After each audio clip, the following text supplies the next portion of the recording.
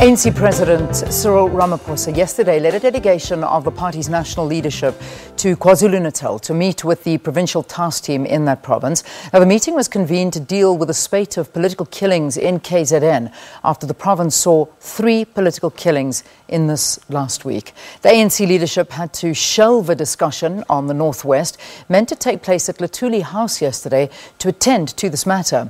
Joining us from our Durban Studios, we're joined by Sihle Zikalala. He, of course, is the coordinator of the current provincial task team in that province. Sihle, thank you. Thank you so much for joining us here on Morning Live.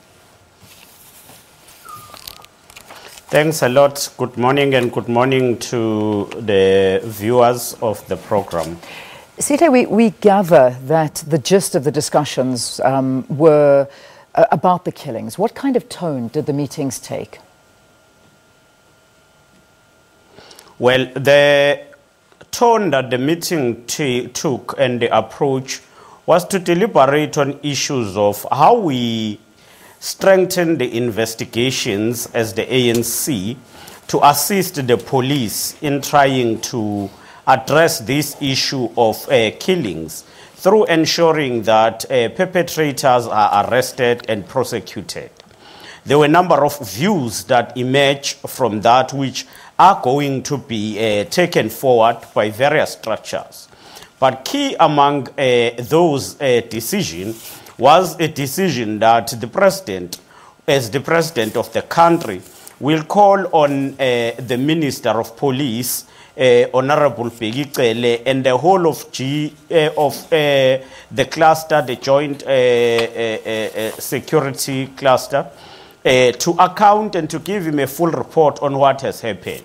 Remember, the former Minister of Police, Fikile Mbalula, established a task team to investigate killings in KwaZulu-Natal. Yeah. Now, the president said the first step is to get that report, but the second step is to scrutinize each case and pay attention to that and intensify investigations. Yeah. I mean, when we look at the leadership that has gone there, I mean, we saw immediately the Police Minister Pegicele visiting the family of the deceased, that of course being Musa Mkhunu, on Sunday. We then saw our President Cyril Ramaphosa coming to visit in the province to try and allay the fears and bring calm to the situation. Have we ever seen visits by leadership in this way?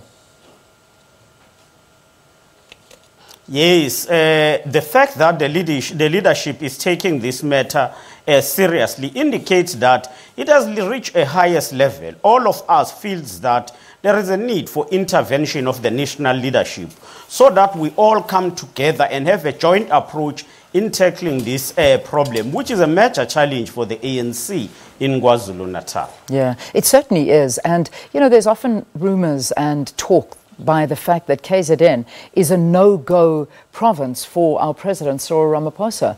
How was he welcomed yesterday? I mean, talk to us about the rumors that Ramaphosa is not welcome in KZN. Now, that is totally wrong and misleading. Comrade Cyril Ramaphosa is the president of the ANC.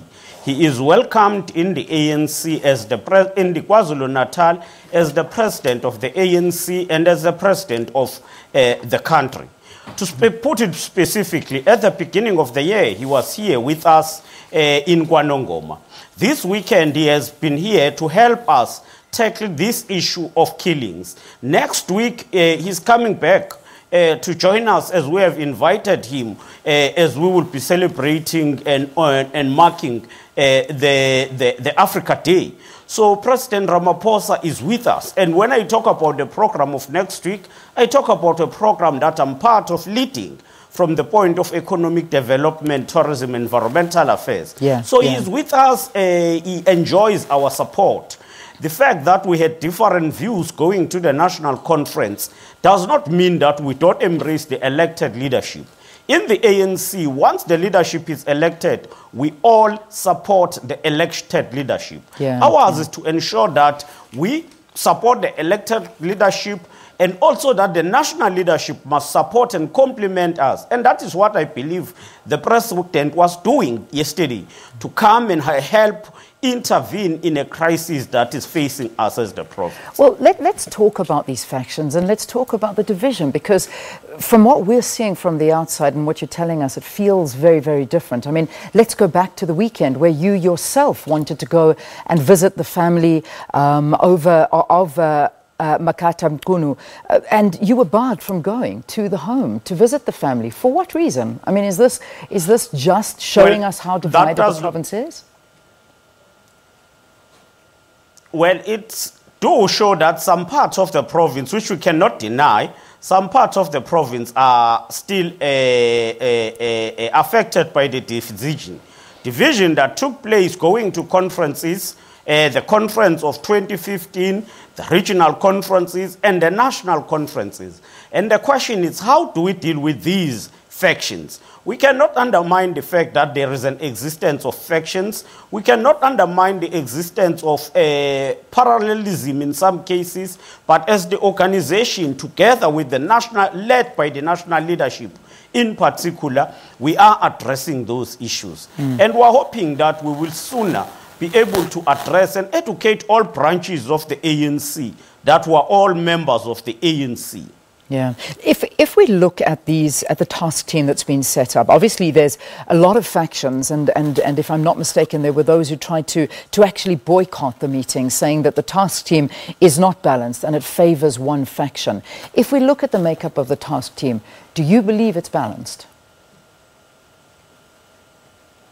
At some point at the beginning of the year, when we established the task team through the leadership, the direction from the national leadership, there was a grievance that the task team was not balanced. And then there was a discussion in the NWC. The NWC said, no, let's try to integrate the comrades who are complaining. And that was done. And we believe that right now, all comrades have been integrated and we're working together. But what is important for the ANC is not to reduce members of the ANC into groupings and factions, but keep them together in the organizational structure and try to ensure that we all work together to maximize unity. If we look at some of the rumors that are coming out of the province, and we look at the deaths that are taking place. I mean, for instance, Musa Mkunu, who we spoke about, is the 14th leader to be killed. He was from the Moses Mabhida region. 14th leader. I mean, this is a number that is so worrying. Is there any truth to the fact that there is a hit list doing the round in KZN of leaders within the province? There has been a report about the hit list, and we've emphasized that must be reported to the police so that the police will take that up and be able to investigate that. And we don't want to fall into speculations, but we don't also want to deny. And that's why we are saying that matter must be referred to police, for the police to urgently investigate and be able to assist in resolving that. Do you honestly believe that the elective conferences will go, or the regional elective conferences will go on before the end of this month? They're obviously meant to happen this month, but with what is happening, with these factions, with the killings right now, and with a meeting yesterday also in the back of your mind, do you honestly think that these conferences will go ahead peacefully? Well, the first thing, as the ANC, we are a caring organization.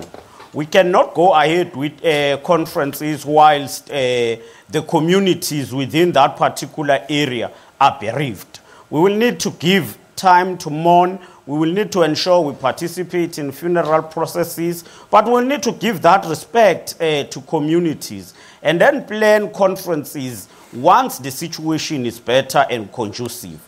The national leadership is part of us. They will be part of assessing areas that are conducive for conferences to proceed. So, in other words, you don't believe that by the end of May that this is going to happen? I mean, is that this is an unrealistic expectation? I cannot say by the end of May. What I'm saying is that we are not going just to force conferences whilst there are challenges and bereavements. Okay. We need to give respect to that. We need to go through a particular process of healing. Depending on what then transpired within that period, we'll then be able to convene conference. All right, Sihle, we do thank you very, very much for your time here on the program. Sihle Zikalala is the coordinator of the current provincial task team in the province, talking to us about the political killings, the visit by our President Cyril Ramaphosa to the province yesterday to try and find a solution to the ongoing battles in that province. But after the